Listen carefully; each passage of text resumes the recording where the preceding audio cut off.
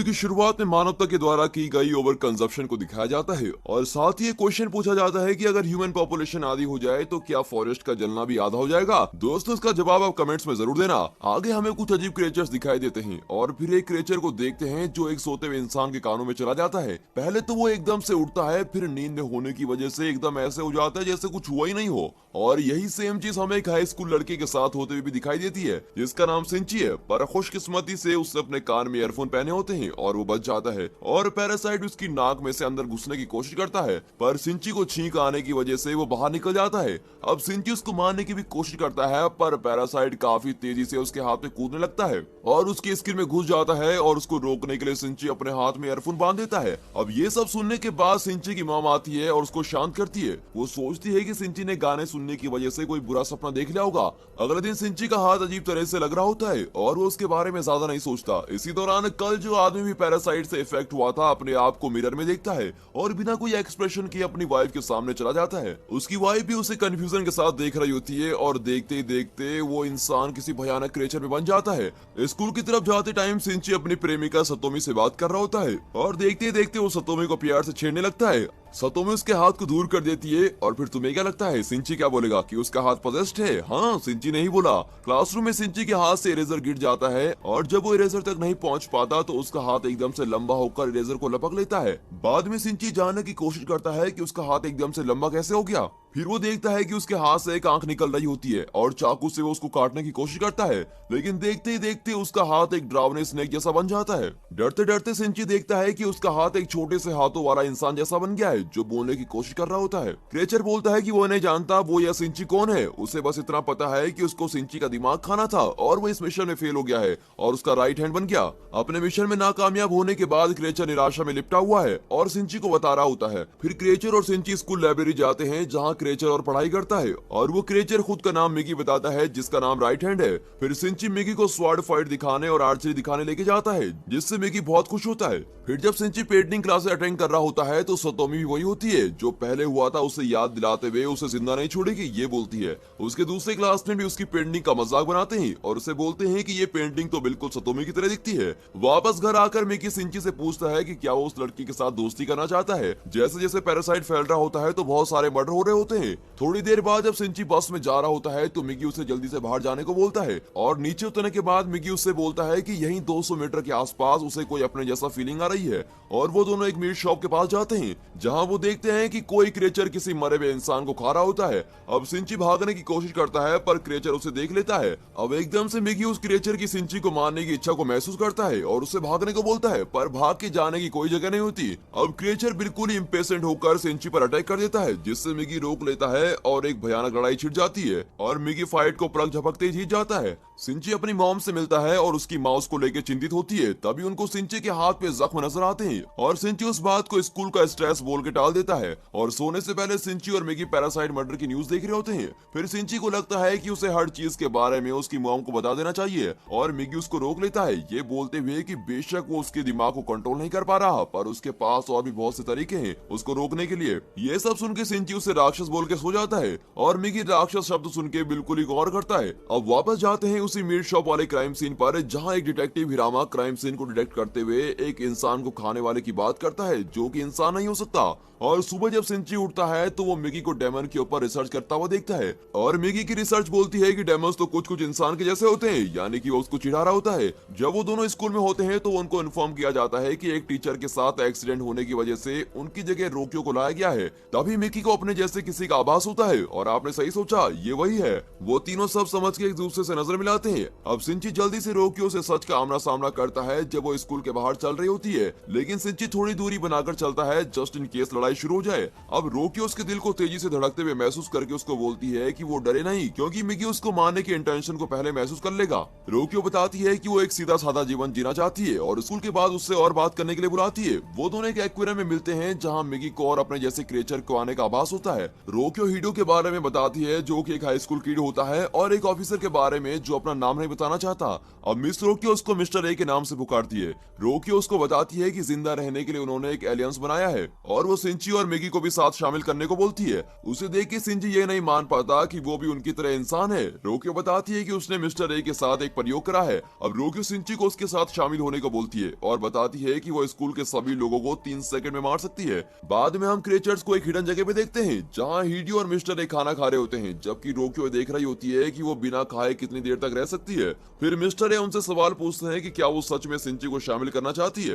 रोक्यो ये मानती है कि मिगी उनके लिए एक अच्छा रिसर्च का साधन है। इसी बीच सिंची अपनी मॉम के साथ खाना खा रहा होता है और उसकी मॉम को लगता है कि सिंची उससे कुछ छुपा रही है। ये सुन के सिंची दूर हट जाता है और एक बार फिर उसकी मॉम को उसके हाथ में निशान दिख जाते हैं। वो वापस स्कूल जाता है और उसी पेंटिंग को देख रहा होता है, जहाँ मिगी को पता चल जाता है कि पेंटिंग उसकी मॉम की है। और फिर सिंची बताता है कि कैसे उसकी मॉम ने बचपन में उसे गर्म तेल में जलने से बचा दिया था। अब घर के रास्ते में उन्हें मिस्टर ए मिलते हैं, जहाँ मिगी को मारने का आभास होता है, जिसे देखकर सिंची किसी एक कोने की तरफ भागता है और तभी मिस्टर ए हमला कर देते हैं। मिगी सिंची को बोलता है कि लड़ाई कैसी रहेगी ये सिंची पर निर्भर करता है और सिंची डर के मारे कुछ नहीं कहता। फिर तभी मिगी उसको कुछ करने को बोलता है और सिंची जैसे ही थोड़ा आगे बढ़ता है तो मिगी मिस्टर ए को एक पाइप से मार देता है और वहीं छोड़ के घर चला जाता है। अब यहाँ दिखाते हैं कि सिंची की मॉम शॉपिंग कर रही होती है और घर वापस आते टाइम वो मिस्टर ए को अपने खून में लथपथ देखती है और फिर वो उसकी मदद करने के लिए जाती है, लेकिन यहाँ पर किसी भी अच्छे काम को बख्शा नहीं जाएगा। थोड़ी देर बाद मिगी और सिंची को एक खतरे का आभास होता है और जैसे ही वो उस जगह भागते हैं तो नीचे सिंची की मॉम होती है। उसकी मॉम एकदम से सिंची पर हमला कर देती है और सिंची नीचे गिर जाता है। यानी हम साफ साफ समझ सकते हैं कि मिस्टर ए ने सिंची की मॉम को मार दिया होता है और उसी का रूप ले लिया होता है और मिगी को भी सिंची की बॉडी के साथ मरने को छोड़ दिया जाता है। पर जैसे तैसे करके सिंची अपने आप को बचा लेता है। अब सिंची अपने शरीर पर हुए छेद को ढूंढता है, तभी मिगी आता है और उसे बताता है कि उसने अपनी बॉडी के टुकड़ों को वहां लगा दिया है। अब सिंची स्कूल जा रहा होता है और वो चिंतित सतोमी से मिलता है। वो उसे पूछती है कि वो कहाँ था और कहाँ जा रहा है, पर सिंची बिना कोई जवाब दे चला जाता है। सिंची लैब जाता है और वहाँ रोक्यो से मिस्टर ए के बारे में पूछता है, पर वो बताने से इनकार कर देती है और मिगी उसे जो हुआ सब बताता है और रोक्यो से बताती है कि मिस्टर ए खतरनाक इंसान है। तभी सिंची चाकू निकाल लेता है, पर रोक्यो उस पर हमला न करने की सोचती है और बताती है कि वो कुछ अलग है और वो बदल रहा है। अब हम पुलिस स्टेशन पहुंचते हैं, जहां डिटेक्टिव हिरामा को फिंगरप्रिंट्स दिखाए जाते हैं, जो कि आयरन पाइप और मीट शॉप में दोनों सेम है। हिरामा असिस्टेंट को अच्छे से काम करने को बोलता है और थोड़ी देर बाद सिंची जा रहा होता है, जहां मिकी को बहुत सारे पैरासाइट सेंस होते हैं, जहां उसे एक पॉलिटिशियन के सामने बहुत सारी भीड़ जुटी दिखाई देती है, जिस पॉलिटिशियन का नाम तेक्षी है। फिर एकदम से दरवाजे पे नॉक होती है। वहाँ डिटेक्टिव हिरोमा और उसका पार्टनर होता है, जो उसे उसके घर के पास हुए मर्डर के बारे में पूछ रहा होता है और वहीं मिकी उसके पीछे छुप के अटैक करने का वेट कर रहा होता है, जो कि नहीं कर पाता और वो दोनों चले जाते हैं। अगले दिन स्कूल में सतोमी फिर सिंची के पास आती है और बताती है कि उसने सुना है कि उसकी मॉम गायब है। तभी हिडियो आता है, तभी सिंची उससे पूछता है कि वो यहाँ क्या कर रहा है। तभी सतोमी माहौल शांत करती है और उनका हाथ मिलवाती है और फिर हमें देखने को मिलता है मूवी का सबसे बड़ा फाइट सीन, जहाँ हिडियो और सिंची अपने हाथ की ताकत को टेस्ट करते हुए एक दूसरे का हाथ पिचकाते हैं और फिर कुछ देर बाद हिडियो वहाँ से चला जाता है और सतोमी उससे पूछती है कि वो क्या था। तभी सिंची बताता है कि वो उसकी पावर चेक कर रहा था। अब यहाँ रोक्यो हिडियो से बोलती है कि सिंची दिन ब दिन और ताकतवर होता जा रहा है। अब हिडियो को पता चलता है कि क्यों रोक्यो स्पेस स्टडी करना चाहती है। यहाँ सिंची मिस्टर ए की तलाश में बाहर जाना चाहता है, जो मिगी को ये दिखाता है कि सिंची की बॉडी के साथ साथ उसका व्यक्तित्व भी बदल रहा है और बोलता है कि उसे बचाने की कीमत चुकानी होगी और मिगी को दिन में सिर्फ 4 घंटे सोना पड़ता है और उस समय भी वो मर सा चुका होता है। अब यहाँ डिटेक्टिव हिरोमा का पता चलता है कि बाल खींचने पर पैरासाइट क्रैक हो जाता है। अब यहाँ पैरासाइट इस बात को डिस्कस कर रहे होते हैं कि अब एक सिंपल टेस्ट है उनकी प्रजाति के और लोगों का पता लगाया जा सकता है। रोक्यो अपने फ्यूचर को लेकर बड़ी चिंतित रहती है, पर तेकेशी आश्वासन देता है कि एक बार इलेक्टेड होने के बाद ये सिटी उनके लिए सुरक्षित जगह बन जाएगी। अगले दिन सिंची सतोमी के साथ घूम रहा होता है और उसको खाना बनाकर खिलाने को बोलती है और वो फिर साथ शॉपिंग करने के लिए जाते हैं और सतोमी बहुत ही खुश दिखाई देती है। स्टोर से बाहर निकलकर सिंची को रोड पे एक मरा हुआ डॉग दिखाई देता है और उसको बचाने जाता है, पर ये बहुत लेट हो चुका होता है और कचरा बोल के उसको डस्टबिन में डाल देता है। सतोमी ये देखकर शॉक में हो जाती है कि सिंची अब इस डॉग को बस मांस और हड्डी समझ रहा है और ये देखकर वो भाग जाती है और वो कंफ्यूज होकर मिगी की तरफ देखता है। अब यहाँ रोक्यो का सामना स्कूल के स्टाफ से होता है, जो बताते हैं कि रोक्यो प्रेग्नेंट है और जैसे ही हम देखते हैं कि घर पहुंचते ही उसका डोर पहले ही अनलॉक्ड होता है। अंदर उसके मॉम डैड उसका इंतजार कर रहे होते हैं और वो ऐसे अंदर घुसने के लिए माफी मांगते हैं और चिंतित होकर पूछते हैं कि उसने पढ़ाना क्यों छोड़ दिया और जान पाते हैं कि वो प्रेग्नेंट है। अब यहाँ रोक्यो चुप रहती है और रोक्यो की मॉम को कहीं न कहीं पता चल जाता है कि वो असली रोक्यो नहीं है और वो रोक्यो के डैड से पुलिस को बुलाने को कहती है। अब तभी रोगियो उसकी मॉम पर हमला कर देती है और फिर ध्यान से मिरर में अपना चेहरा देखती है। सिंची अगले दिन रोगियो से मिलता है और पता चलता है कि हिडियो उसको ढूंढ रहा था और रोगियो की तलाश में हिडियो भी इंसान खाता है। अब दिखाया जाता है कि एक जगह हिडियो आर्ट क्लास के लिए पोज करता हुआ दिखाई देता है और वहाँ खड़ी एक लड़की नोटिस करती है कि उसका बर्ताव बिल्कुल इंसान जैसा नहीं है और मजाक मजाक में वो उसके बाल खींच लेती है और तभी हिडियो प्रतिक्रिया देते हुए बोलता है कि तुम्हें ऐसा नहीं करना चाहिए था। आगे हिडियो स्टूडेंट को गिनता है और एक ही झटके में अपना सच सबको दिखा देता है। तभी रोकियो और सिंची को चिल्लाने की आवाज आती है और भागते हुए बाहर जाते हैं। यहाँ हिडियो अपना भीषण रूप धारण कर लेता है। तभी सतोमी उस पे एक पेंट रिमूवर से वार करती है जो बिल्कुल निशाने पर जाकर गिरता है और देखते ही देखते दर्द में वो आंख बंद कर देता है और सारे स्टूडेंट भाग जाते हैं। वहीं सिंची सीढ़ियों से ऊपर आता है और ऊपर पहुंचते ही उसे डेड बॉडीज का एक गलियारा दिखाई देता है जो उसी के साथ ही स्टूडेंट्स होते हैं और उन्हें इस हालत में देखकर वो भी आंख बंद कर देता है और देखते देखते वो स्ट्रॉन्ग बनने लग जाता है। फिर हिडियो रोकियो का पीछा करता है जो कि लॉकर में छुपी हुई होती है और हिडियो के हमले से बाल बाल बच जाती है। फिर हिडियो उस पे खतरनाक वार करता है। तभी सिंची वहाँ आता है और रोकियो को बचा लेता है, मतलब कहीं न कहीं मिगी बचा लेता है। रोकियो हिडियो के प्रति अपनी नाराजगी दिखाती है और हिडियो मदद के लिए पुकारता है। कहीं न कहीं केमिकल ने उसे अपना चेहरा बदलने में असमर्थ कर दिया होता है। तभी रोकियो हिडियो की तरफ एक होममेड बॉम्ब फेंकती है और उससे हिडियो को बचाने के लिए सिंची खिड़की से लेकर उसे कूद जाता है और आगे भागने का रास्ता दिखाता है। तभी देखते देखते वहाँ पुलिस आ जाती है पर वो हिडियो के तेज धार हाथों से बच नहीं पाती और कहीं न कहीं मिगी हिडियो के लोगों को मारने का इरादा समझ जाता है।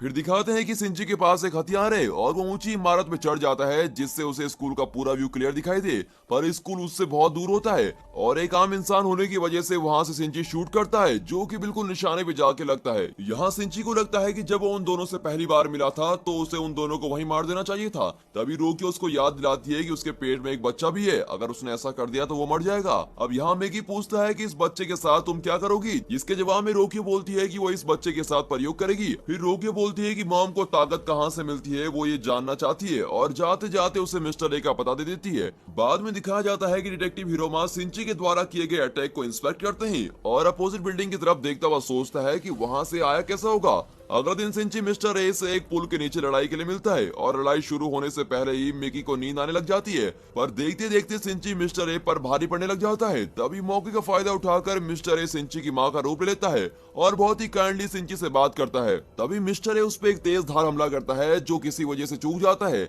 आगे मूवी में दिखाया जाता है कि तेगशी इलेक्शन जीत गया है और एक नए operation human life production operation की नई शुरुआत दिखाई जाती है और साथ में किसी को सिंची और मिकी के हॉस्पिटल में फोटो खींचते हुए दिखाया जाता है। अब आगे मूवी में एक बंदे गोटो को दिखाया जाता है जो किसी दूसरे पैरासाइट्स के साथ खुद को शेयर करके एक और ताकतवर फोर्स अपने अंदर रखता है जो ताकत उसे ह्यूमैनिटी को मारने को आग्रह कर रही है। अब फिल्म की शुरुआत में पुलिस को एक आदमी को ले जाते हुए दिखाया जाता है जिसका नाम है उर्गामी, जिसमें इंसानों और क्रिएचर्स में अंदर करने की अच्छी एबिलिटी होती है। मॉन्स्टर्स वे लोग हैं जो दिमाग खाने वाले और आकार बदलने वाले पैरासाइट से इन्फेक्टेड हैं। उर्गामी एक रास्कल टाइप का आदमी है जो किसी औरत को अपने सामने देख एक्साइटेड हो जाता है और एक बूढ़ी औरत को देख के दुखी और परेशान हो जाता है। डिटेक्टिव हिरामी उर्गामी की बातें सुन के उस पर शक करता है तो उर्गामी अपनी पिछली बातें बताता है। वो एक अपराधी है जो औरतों पे हमला करता है और देखते देखते सिंची रूम में आता है और अचानक से उर्गामी को होश आता है और उसका लहजा थोड़ा गंभीर हो जाता है और वो सिंची को उसका चेहरा दिखाने की प्रतीक्षा करता है और सिंची को एक ह्यूमन ही पाता है, जबकि आपने पहले सिंची को एक पैरासाइट से अटैक होते हुए देखा हुआ है। कुछ टाइम बाद सिंची घूम रहा होता है जब मिकी को पास एक पैरासाइट का पता चलता है जहाँ वो एक बिल्डिंग ढूंढते हैं और देखते देखते अपने स्किल से मिकी ताले को तोड़ देता है और अंदर जाते ही वो एक क्रीचर को इंसान की दावत करते हुए पाते हैं। तभी सिंची हमला करता है और उस क्रीचर की छाती में हमला कर छेद कर देता है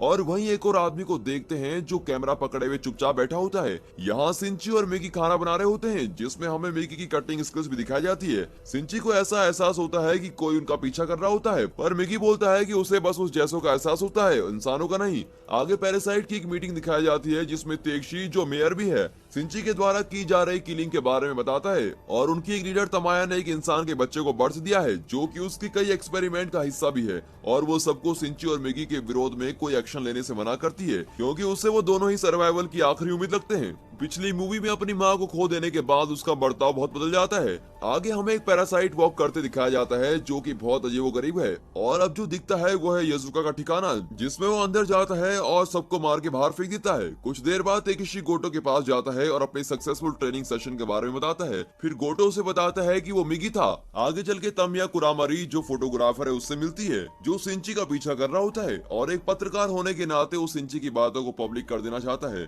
जिससे तमिया मना कर देती है। है और तमिया उसे उसके साथ रिश्ता रखने के लिए बोलती है। अब आगे सतोरी को दिखाते हैं जो अपनी क्लासमेट्स की डेथ पर शोक कर रही होती है, जो लास्ट मूवी में मर जाते हैं। तभी सिंची उसे सब भूल जाके आगे बढ़ने को बोलता है। तभी सतोरी उसे बोलती है कि तुम ये सब कैसे भूल सकते हो। आगे दिखाया जाता है कुरमोरी सिंची की राह पर चल रहा होता है और तभी उस पर हमला हो जाता है और मिगी उसको मारने को बोलता है, पर सिंची ये करने से इनकार कर देता है। फिर वो तीनों घर जाते हैं जहाँ कुरमोरी उन्हें उसके द्वारा ली गई फोटोज दिखाता है और यहाँ कुरमोरी तमिया का असली नेचर जान जाता है, जो कि मिगी और सिंची उसे बताते हैं। और ये साबित करने के लिए सिंची वायर पहनकर तमिया से मिलता है और उसे इंसानों में शामिल करने के लिए मना करता है, पर तमिया उसे कहती है कि तुम अपने काम से काम रखो। फिर सिंची कुरमारी से मिलता है और उसे उससे दूरी बनाए रखने को बोलता है। अब ये सुनकर कुरमारी बौखला जाता है और ये जानने के लिए कि दिक्कत कितनी बड़ी है, कुरमारी मेयर से मिलता है और वहाँ से जाने के बाद उन्हें पता लगता है कि कुरमारी वहाँ एक हिडन डिवाइस छुपा के चला गया है और ये देख के मेयर उसे मारने को बोल देते हैं। और जहाँ तक बात अमाया की है उसे कुछ नहीं पता होगा।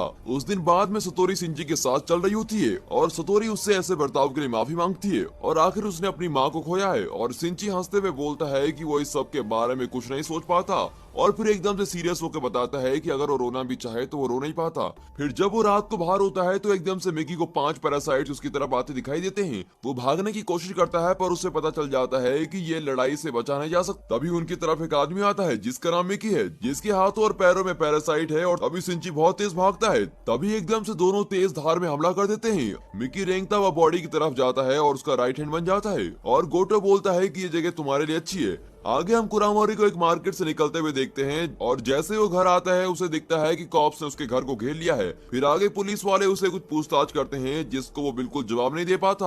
आगे तमिया दूसरों से मिलती है और कुरमारी की बेटी को उसकी इच्छा के विरुद्ध मारने पर सबको दंड देती है। तभी तेकिशी पीछे से बोलता है कि वो सारी परेशानियों को दूर कर देंगे, इंक्लूडिंग सिंची और मिगी। तभी वो उनको ह्यूमंस को लाइटली लेने से मना करती है। पैरासाइट्स की तरह इंसान सिर्फ खुद को बचाने का नहीं सोचते और वो एक दूसरे का सोचते हैं और हजारों लाखों एक साथ मिलकर काम करते हैं। तभी तेकिशी हंसता है और वो वहाँ से चली जाती है। तभी सब उससे आगे क्या करना है पूछते हैं और वो उन्हें आश्चर्य से देखता है। तभी वहीं घर पे तामिया उसके बेबी को ब्रेस्ट फीड कर रही होती है और उसके साथ खेल रही होती है और उसके बेबी को हंसता देख खुद मिरर में जाके वैसे हंसने की प्रैक्टिस करती है। तभी वो कुछ बाहर देखती है। जैसे ही वो बाहर जाती है तो 3 लोग उसको घेर लेते हैं और फिर तामिया अटैक करके उनको मार देती है। अब हम देखते हैं कि कुरमारी पुलिस स्टेशन से बच जाता है और तभी तामिया वापस घर आती है और देखती है कि उसका बेबी घर पर नहीं है और वहाँ उसे एक नोट मिलता है जिसमें कल पार्क में मिलने के लिए लिखा होता है। आगे हम कुरमारी को पार्क में उसके सन के साथ देखते हैं और वो डिटेक्टिव हिरोमा को बदला लेने के लिए बोलता है और वो कॉल को पता लगा के पार्क की तरफ जाना शुरू करते हैं। वहाँ फेड्स अपने आप को मेयर की बिल्डिंग पर रेड करने के लिए तैयार कर रहा होता है और वापस तमिया को दिखाते हैं जो सिंची को ढूंढ रही होती है और ढूंढते ढूंढते सतोरी के पास चली जाती है और सतोरी उसे सिंची का नंबर देती है और वो सिंची को कॉल लगाती है कि तुमने उस मॉन्स्टर को मुझे मारने के लिए भेजा था ना। और वो बताती है कि वास्तव में गोटो ने एक एक्सपेरिमेंट किया था और उसने उसको बिल्कुल भी नहीं भेजा। तभी तामिया सिंची को पार्क में मिलने को बुलाती है और कुछ दिखाने के लिए उसी टाइम फेड भी वहाँ अपने मिशन के लिए निकल जाता है। लोगों की लाइन लगवा दी जाती है और उन्हें एक्सरे के लिए भेजा जाता है और उन्हें उसमें एक पैरासाइट दिखता है जो वो एक सही जगह भेज देते हैं, यानी सीधे मार के उसको हेवन भेज देते हैं। और वहीं पार्क में तमाया कुरमारी से मिलती है और एक्सप्लेन करती है कि उसकी बेटी की मौत के पीछे वो नहीं है। जैसे ही वो थोड़ा आगे बढ़ती है वो उसके बेबी को एक एज पर ड्रॉप करने वाला होता है। तभी सिंची वहाँ आ जाता है। अब तमिया पैरासाइट के ट्रू नेचर के बारे में उसको बताने लग जाती है कि हम एक कमजोर क्रिएचर हैं जो बिना ह्यूमन के सरवाइव नहीं कर सकते। अब वापस फेड को दिखाया जाता है जो पैरासाइट को ढूंढते ढूंढते पूरी बिल्डिंग को घेर लेते हैं और एक एक करके उन्हें मारने लगते हैं। तभी कॉप्स वहाँ आते हैं जिससे कुरमारी एक्शन लेता है और तभी तमिया उस पर हमला कर देती है। तभी वो गिर जाता है और वो बेबी को बचा लेती है। अब ये चीज मिगी को शॉक कर देती है कि उसने बच्चे को क्यों बचाया। तभी तमिया बोलती है कि वो खुद शॉक में हो गई है, अब उसे मदर की मिस्टीरियस नेचर के बारे में पता लग गया है और आगे बढ़ते हुए वो बेबी को सिंची को दे देती है। तभी डिटेक्टिव हिरोमा उसको रोकने को बोलते हैं, नहीं तो वो शूट कर देगा और वो शूट कर देता है, लेकिन उसको बुलेट का कोई असर नहीं होता और उसे देखकर कॉप्स और फायर करने लगते हैं। वो बेबी को बचाने के लिए एक शील्ड बना लेती है और बेबी बच जाता है। तमिया बच्चों को अपने बालों से शील्ड करके प्रायोरिटी देती है और गिरने से पहले वो सिंची को बच्चा पकड़ा देती है। सिंची बच्चे को अपनी गोद में पकड़ के बोलता है कि तुम्हारी माँ तुम्हारी रक्षा करते हुए मर गई। अब ये सब उसको उसकी माँ की याद दिलाते हैं और फाइनली सिंची रो जाता है। अब सतोरी वहाँ आती आती है और सिंची को रोता देख उसके गले लग जाती है। दूसरी तरफ फेड्स ने मिलकर मेयर को अलग कर दिया है और वो उन्हें इंसानों की डरावनी बातों के बारे में स्पीच देता है और बोलता है कि क्या पैरासाइट सच में मॉन्स्टर्स हैं। दोस्तों, इंसानों ने लालच में कितने साल पृथ्वी को बर्बाद किया और कितनी स्पीसीज खत्म की हैं। दोस्तों, इस बात पर आप सभी अपने व्यूज कमेंट्स में जरूर लिखना। हम सब जानते हैं कि इंसानों की वजह से कितनी स्पीसीज का अंत हुआ है, तो पैरासाइट या इंसान में कौन ज्यादा बुरा है? मेयर बोलता है कि असली मॉन्स्टर तो इंसान है जिन्होंने पता नहीं कितनी स्पीसीज खत्म की। कैप्टन ये सब सुन के अपने स्क्वाड को फायर करने का ऑर्डर देता है और स्क्वाड तेकिशी पर फायरिंग करता है। उसके शरीर की जांच करने के बाद उन्हें पता चलता है कि वो तो इंसान था। अब सच कंफर्म करने के बाद उरागामी हंसने लगता है और अचानक से उसकी हंसी डर में बदल जाती है और वो मुड़ता है तो उसको गोटो दिखाई देता है। अब कॉप्स उस पर गोलियां चलाते हैं पर वो एक कवच बना लेता है। वो लोग इस धमाके के लिए तैयार नहीं थे और फिर गोटो अपने टेंटिकल्स को घुमाता है। जैसे ही पार्क में चीजें समाप्त होती है तो सिंची को पूछताछ के लिए लाया जाता है। डिटेक्टिव को ये खबर मिलती है कि एंटी पैरासाइट स्क्वाड मारा गया है। अब सिंची और स्क्वाड सच पता लगाने के लिए भागते हैं और वो गोटो को ऊपर खड़ा देखते हैं। फिर वो खुद नीचे आता है और उनको हेलो बोलता है। डिटेक्टिव हिरोमा खुद को डिफेंड करते हुए सिंची को वहां से भगा देते हैं। डिटेक्टिव उस पर वॉर करते हैं और अफसोस वो मर जाता है। मिगी की मदद से सिंची गाड़ी को हाईजैक करता है और गोटो भी सेम तरकीब अपनाता है और अब गाड़ियां तेज चल रही होती हैं और बड़ी खतरनाक पकड़म पकड़ाई हो रही होती है और फिर गोटो गाड़ी में छलांग लगाता है और सिंची को दूर खींचने की कोशिश करता है। गाड़ी क्रैश हो जाती है और मिगी बिल्कुल ठीक समय पे सिंची को सुरक्षित बचा लेता है। धमाके के बाद हम गोटो को डैमेज को ठीक करते हुए देखते हैं। मिगी और सिंची जंगल में भागते हैं और मिगी लास्ट मिनट में प्लान बनाता है। गोटो सिर्फ अपने जैसों को ही सेंस कर पाता है और वो लोग इस बात का फायदा उठाने का प्लान बनाते हैं। अब मिगी उसके शरीर से अलग हो जाता है और पेड़ों के बीच छुप के सही मौके का इंतजार करता है और ये देखकर मिगी हमला करता है। अब सिंची भी अचानक से अटैक करता है पर गोटो ने जल्दी से रिकवरी कर ली होती है और सिंची कुछ और नहीं कर पाता सिवाय मिगी को उसके लिए अपनी जान देते हुए देखने के। मिगी चिल्लाता है कि सिंची भाग, हम दोनों के मरने की जरूरत नहीं है और मिगी को काट दिया जाता है। अब सिंची भागकर एक कचरे के ढेर में छुप जाता है। तभी उसे सतोरी फोन करती है और उससे मिलने वहां आती है। वो उसकी चोट पर दवा लगाती है और दोनों रात साथ में गुजारते हैं। अगली सुबह वो अपने बाजू में जो बच्चा है उसे देख रहा होता है। तभी मिगी अपने एक आंख निकालता है। इसका मतलब गोटो उन्हें सेंस कर सकता है और वो वहां परेशान करने पहुंच जाता है। सतोरी उससे उसके साथ भागने की रिक्वेस्ट करती है पर उसका दिमाग उससे ऐसा करने नहीं देता। अब सिंची अकेले लैंडफिल के बीचों बीच भाग के जाता है और फिर एक मैकेनिकल आर्म क्लॉ पे कूदता है। अब गोटो उसका पीछा करता है और अपनी लातों को कुछ ज्यादा प्रैक्टिकल चीज में बदलता है। अब सिंची डर में कांपता है तभी गोटो हमला बोलता है। उसके एक वॉर से मैकेनिकल आर्म क्लॉ की एक आर्म टूट जाती है और वो दोनों गिर जाते हैं। अब उनकी लड़ाई क्लाइमेक्स पे आ जाती है। गोटो बोलता है कि हम पैरासाइट्स के सर्वाइवल के लिए इंसानों का खत्म होना बहुत ही जरूरी है। गोटो सिंची पे हमला करता है पर उसका हमला मिगी द्वारा रोक दिया जाता है। हाँ, ये बात सच है कि गोटो ने उसको एब्जॉर्ब कर लिया था। मिगी समझता है कि जिस हथियार से उसको मारा वो जहर में लथपथ था और अब बाकी पैरासाइट्स भी विरोध करते हैं। कुछ सही नहीं मैनेज कर पाने पे गोटो एक डरावनी फॉर्म लेता है और मिगी उससे बोलता है कि अब उसका अंत है और उस पर आखिरी बार हमला करता है। इस वजह से गोटो फट जाता है और बस उसकी कोर रह जाती है और उसका दिल धड़कता रहता है। फिर वो गोटो को आग में धकेल देता है। सतोरी सब देखती है। अब आखिरी में मिगी को लगता है कि उसका पर्पस खत्म हो गया और अब वो हमेशा के लिए सोना चाहता है। सतोरी और सिंची ने तामिया के बेटे को अडॉप्ट कर लिया है। उरागामी सतोरी को किडनैप कर लेता है। अब उरागामी सिंची के पीछे आया है क्योंकि उसने देखा है कि सिंची अलग था। वो एक खूनी की तरह अपनी पहचान के बारे में पूछने के लिए आया है कि वो इंसान है या मॉन्स्टर। इससे पहले कि वो आंसर करता, सिंची सतोरी को बचाने के लिए कूद और मिगी के बिना भी सिंची एक स्पेशल इंसान है। वो उरागामी से हथियार छीनने में सफल हो जाता है पर सतोरी को पकड़ नहीं पाता और वो गिर जाती है। अब उसको मरते हुए न देख पाने की वजह से सिंची अपनी आंखें बंद कर देता है और अचानक से उसको एक अजीब सपना आता है जिसमें मिगी भी है और वो आंखें खोल के देखता है तो उसने सतोरी का हाथ थामा होता है। अब ऐसा लगता है कि मिगी इस हीरो वाले काम के लिए वापस आया है। मूवी दोस्तों यहाँ पर खत्म हो जाती है एंड फाइनली